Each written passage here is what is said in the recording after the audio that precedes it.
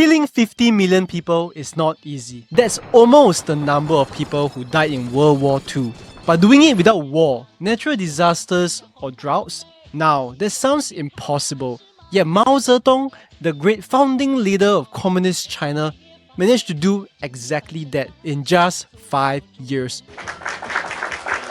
Through sheer incompetence, brutal policies, and a fanatical belief in his own genius, he unleashed the deadliest famine in history. This disaster was called the Great Leap Forward.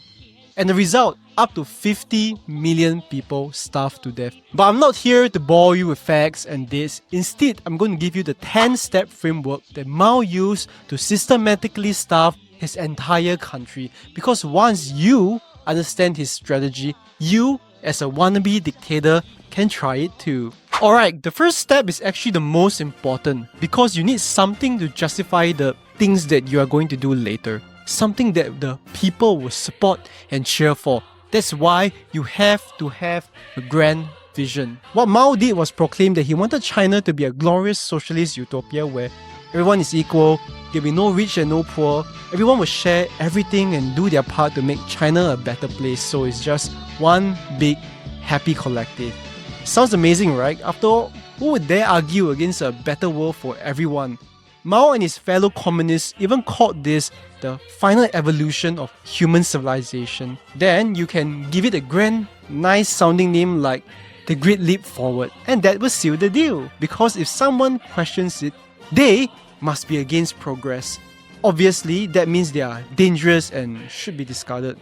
So that's the power of a grand vision. It rallies the people behind you, and it paints any opponents as enemies of the people. Now that you have sold everyone on this amazing vision of paradise, you need absolute control over their lives. Bringing us to step 2. Control the food supply. To starve an entire country, you have to control where the food is coming from. Only then you can control how much to give to each person.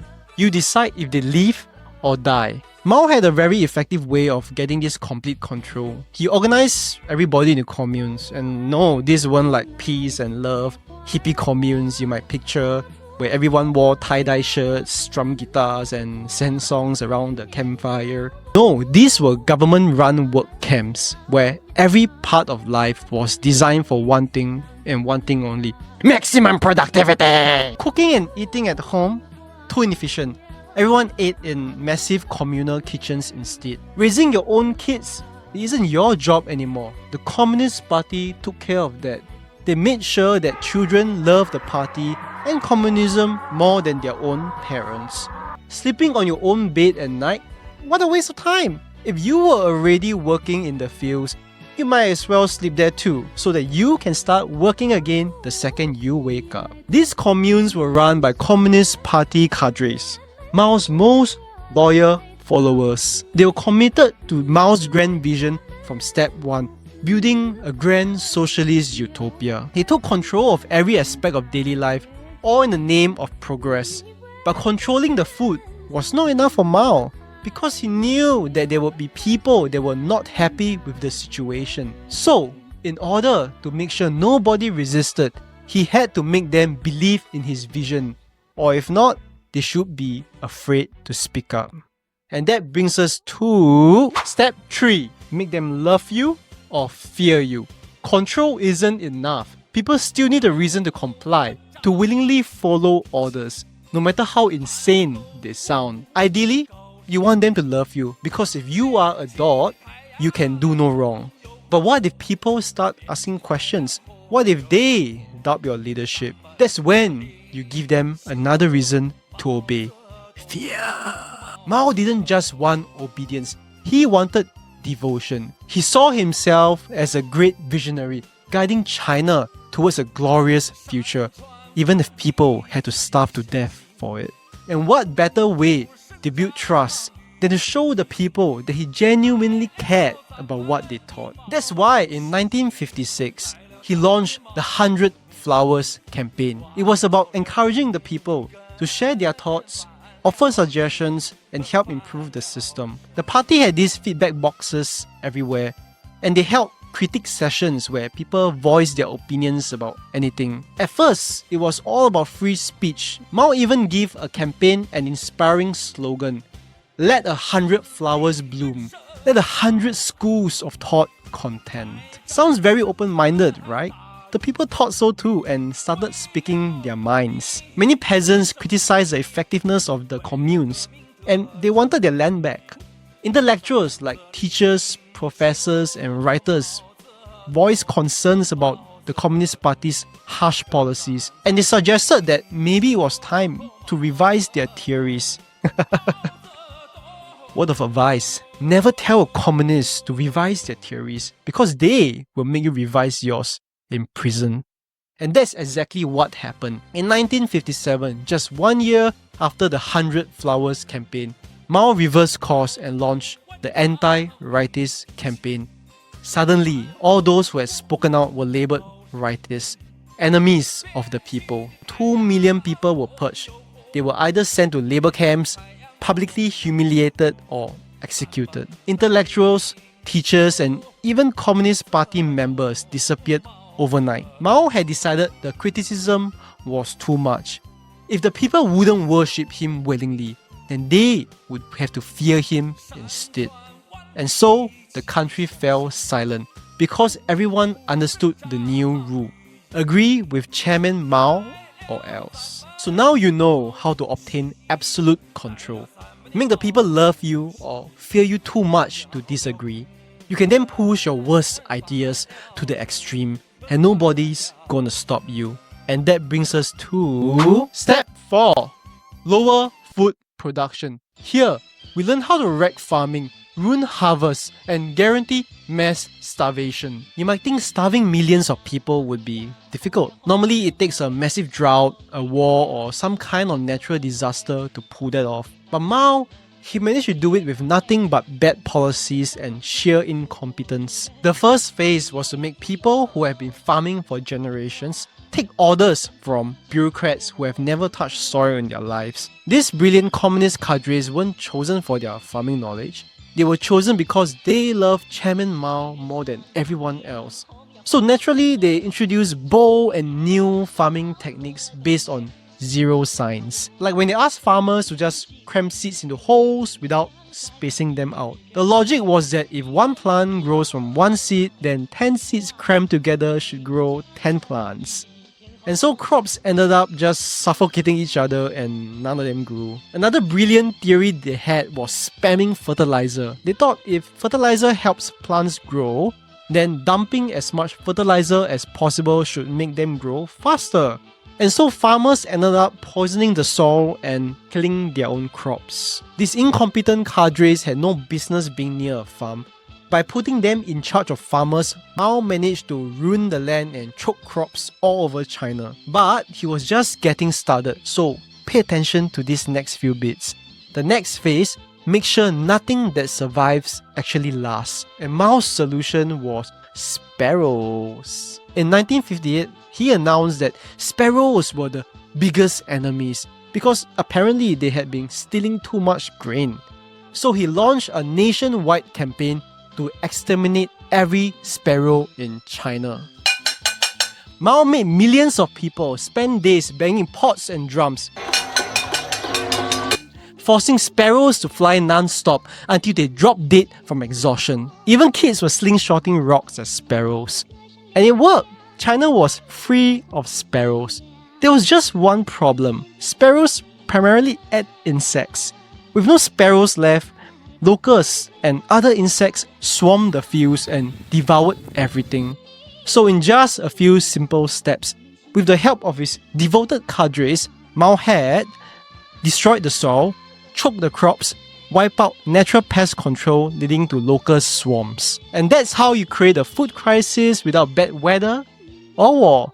The next step is to make this crisis much, much worse, bringing us to step 5. Demand impossible quotas.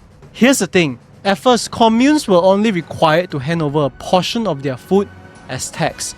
But if you really want to turn a food crisis into a full-blown famine, you need to take everything you can from the peasants.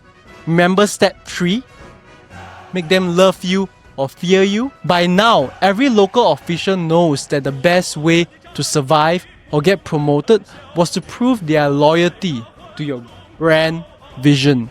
And what better way to do that than by reporting record-breaking harvest? What happened during the Great Leap Forward when something like this, instead of admitting the harvests were failing, local cadres running the communes competed to prove that their communes were the most productive. If one commune claimed they doubled grain production, the next one lied and said they tripled it. And Mao, he encouraged this behavior and even gave awards and promotions to cadres whose communes had the most production.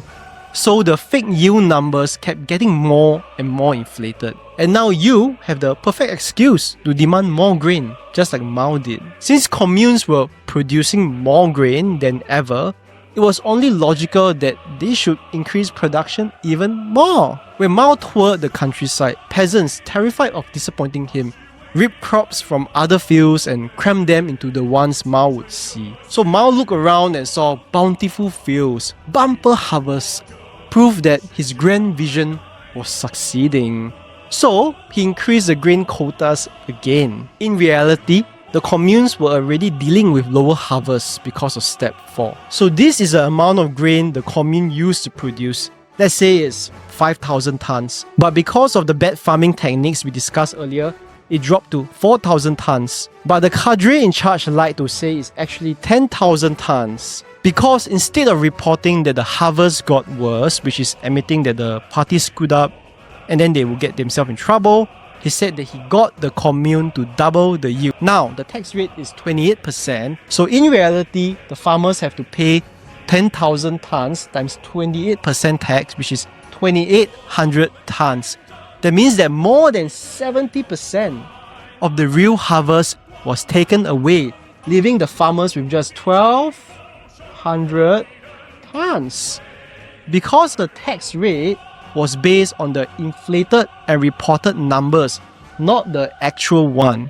And in some cases, they falsely reported the yield by not just doubling it, but tripling it or even more. That means that some communes had to hand over more grain than they actually produced.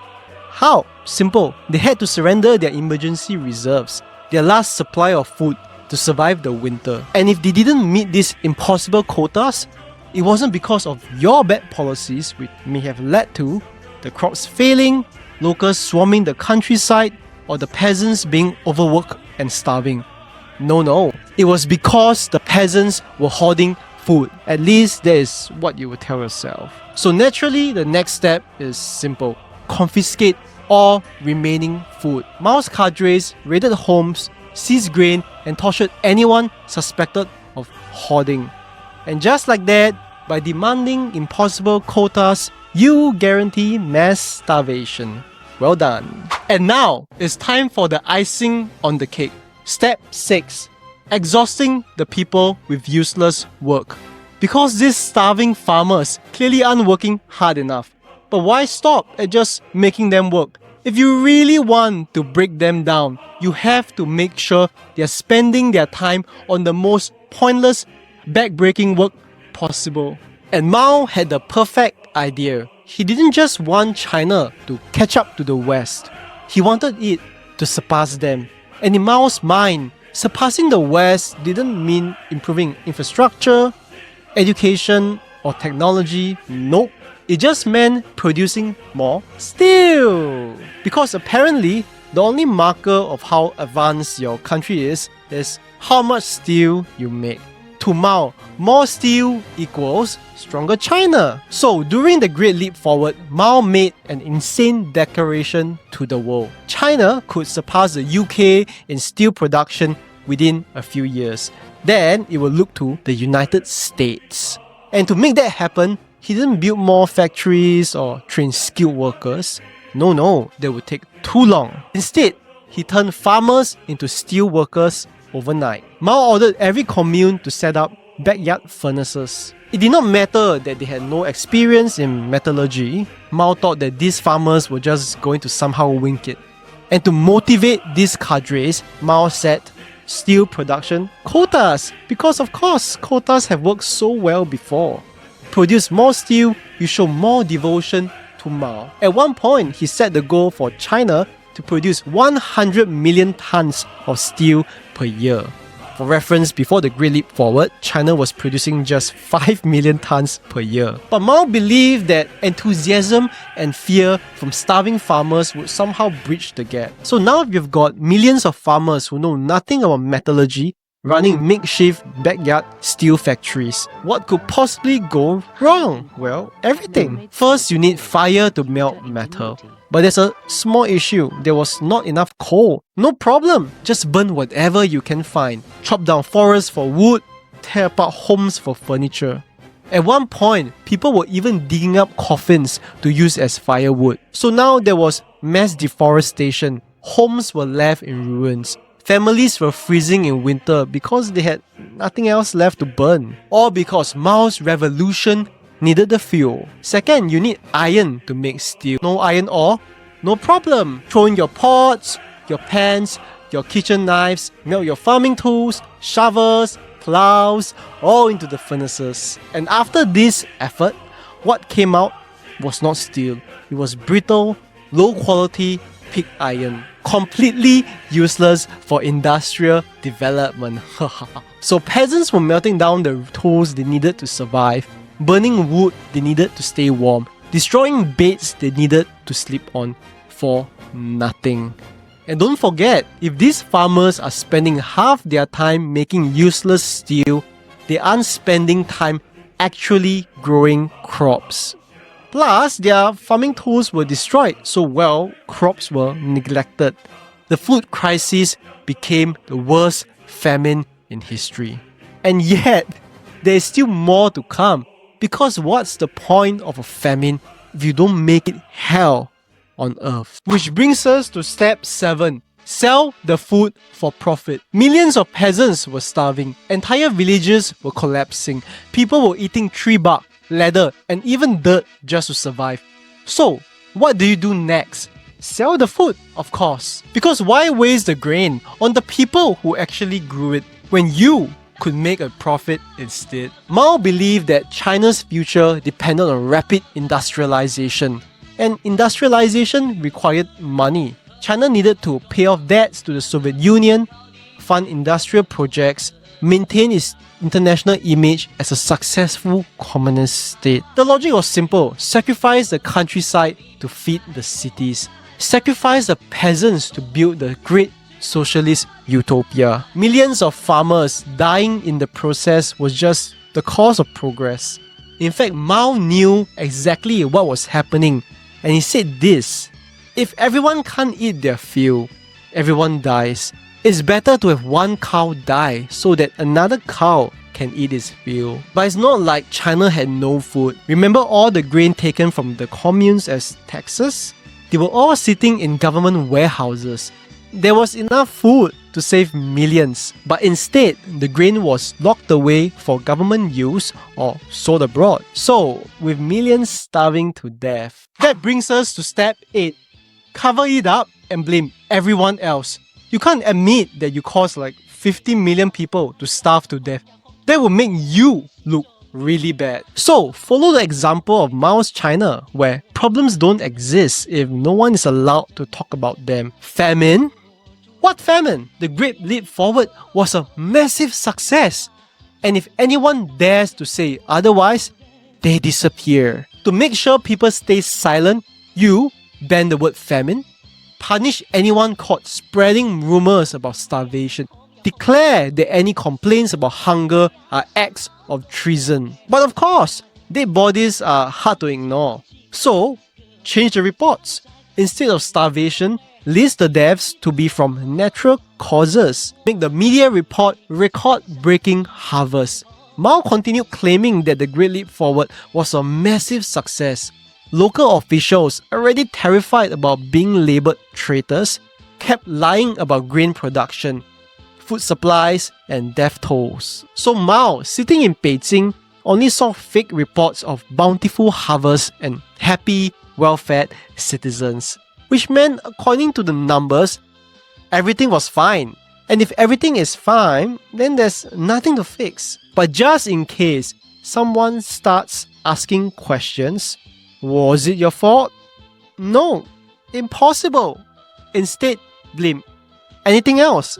Bad weather, enemies from Taiwan or the US.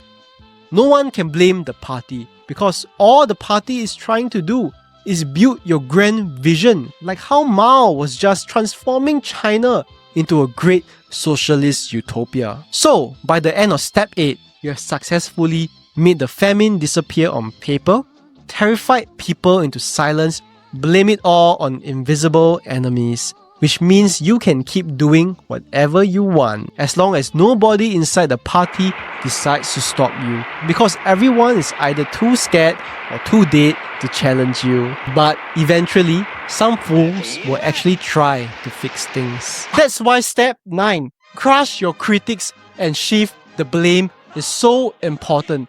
By now, millions were dead. The famine was undeniable. Even inside the Communist Party, people were starting to ask questions. Some brave or foolish officials even suggested that maybe, just maybe, Mao's policies weren't working.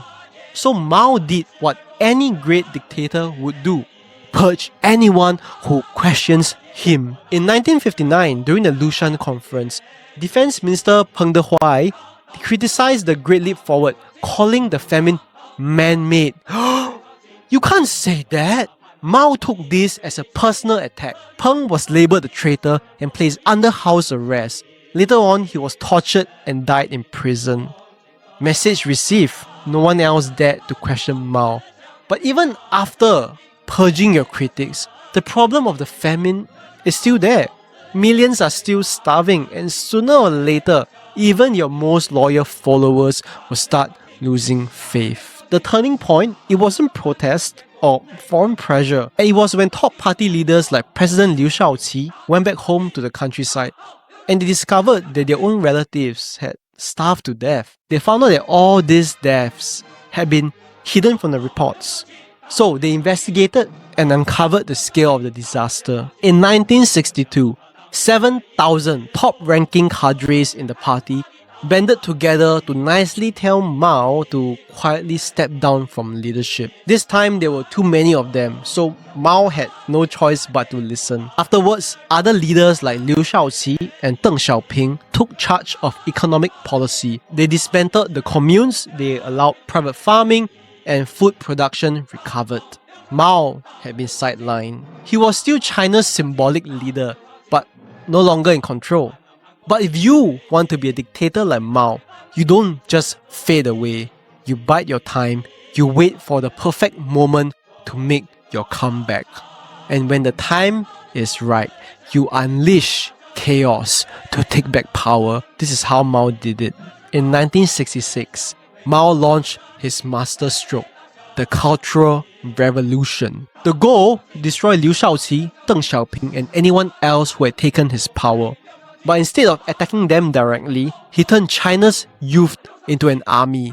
He called on these students to form the Red Guards. He announced that China was in danger from internal enemies trying to undermine all that they were working for. And he asked these teenagers to defend the Chinese dream of a socialist paradise.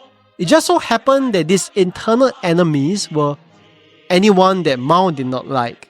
Teachers, party officials, and writers were all publicly humiliated and attacked. And Liu Shaoqi, the president of China, the man who saved the country from famine, publicly humiliated, beaten and tortured, left to die in prison. His compatriot Deng Xiaoping was exiled and forced into hard labor. Mao had rewritten history, and now Liu Shaoqi and Deng Xiaoping were to blame for everything that had gone wrong. The millions of deaths and destruction is their faults, not Mao's fault. He was the great leader of China once again. Congratulations! If you have followed all the steps so far, you have done it. You've won. The famine never officially happened.